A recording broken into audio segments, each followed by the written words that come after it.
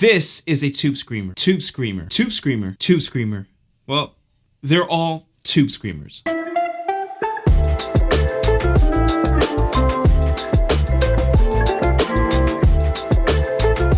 What's going on, everybody? My name is Cruz, and today we're going to be talking about one of my favorite kind of pedals, and that is the tube screamer. The original tube screamer, or at least what is now known to be the original 808, was technically invented and eventually released in 1979. The 808s were originally released and sold by two different companies, Maxon and Ibanez, and they weren't the most popular pedals to ever be released. It wasn't until Stevie Ray Vaughan eventually took the world by storm and introduced that he was using a tube screamer in his setup, and that was it. That's all it took. Guitars started figuring out you could put them in front of amps like Marshalls that were not as high gain as they wanted them to be, to boost the gain up a lot more and tone shape the gain to make it stand out just a little bit more in the mix, eventually becoming known for tone shaping a mid-range focused sound. Today I want to focus on 4 variations of the 808 that I have currently here in my studio. I want to hear them and how they interact. I'm going to set them up to be as almost identical as they possibly can,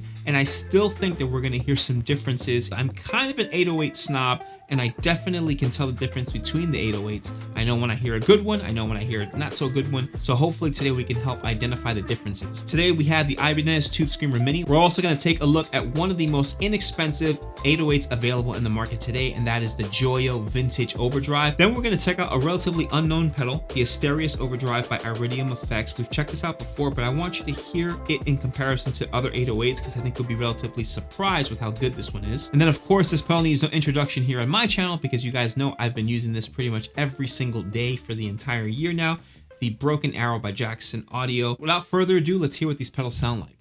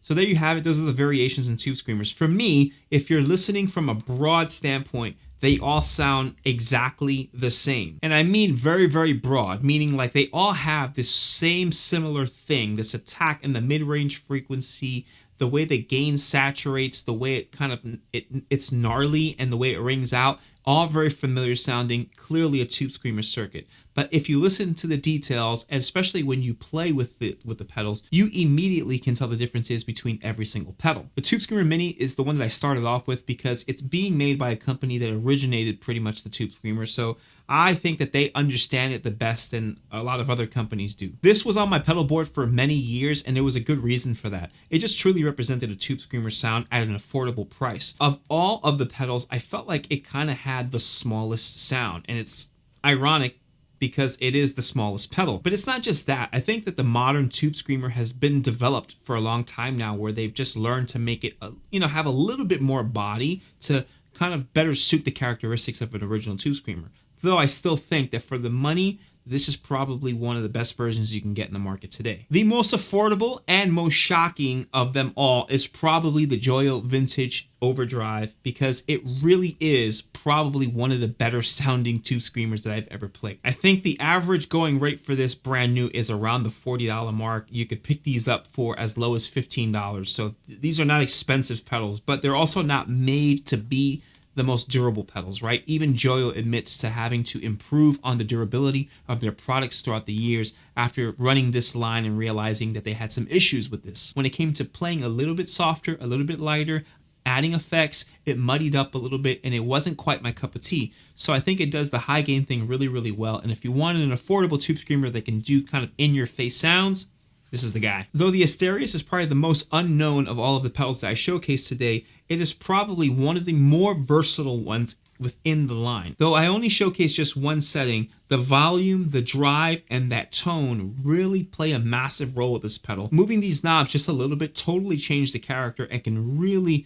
show you a different side of the pedal and the Tube Screamer circuit. It's just really, really good, and I think this is one of the better Tube Screamers that exist out there, and I really highly recommend you check it out. Though I will say it's a little softer on the attack. It's a little more rounded, probably more vintage sounding than all of the ones that we played today. As I mentioned before, the Jackson Audio Broken Arrow needs no introduction, and it's just a phenomenal version of the Tube Screamer. Let's forget the fact that it has 4 different circuits with gain staging possibilities and a boost that's already built in. The Jackson Audio pedals probably have some of the best and intellectual EQ options that I've ever heard on pedals before. It makes sense because they used to be an amp company. They used to be Jackson Amp Works, and they took that same concept and put it in their pedals, and it's just phenomenal. I love it. We talked enough about the pedals. Why do I like the Tube Screamer circuit as a whole so much? Why has it become so much a part of my personal tone? I discovered a long time ago, just like a lot of you, the difference between a bedroom tone and a true professional live tone. The bedroom tone is a representation of the tone that we come up with when we're by ourselves. It's usually fuller sounding, thicker sounding, a little bit more bottom heavy. But when we go into a live situation, sometimes those tones don't quite equate. They don't translate very well. But the key to success for me personally was when I embraced mid-range frequencies. I was able to cut through a mix no matter how low I was in the mix, especially when it came down to soloing and needing to be out front. I found that boosting mid-range versus boosting my overall level was more successful. And once I got a hold of that, it then became one of my favorite kinds of circuits to constantly keep on my pedal board, especially when it comes down to soloing or even being a lead role in a mix situation. Guys, I hope you've enjoyed this video. Let me know your opinions in the comment section. Let me know what you think about the Tube Screamer circuit. I know it's not for everybody, but there is a reason why it's still as popular as it is and why it's still one of the more best-selling kinds of overdrives that exist out there. While you're down there, please do me a favor, like the video, subscribe to the channel, hit the bell notification icon so you get an alert every single time I upload a video. If you'd like to donate to the channel, you can do so by clicking the thanks feature that YouTube includes in all of my videos. There are also affiliate links that you can press on. Pressing and buying through those links do help the channel financially as well. Thank you so much for watching, and until next week.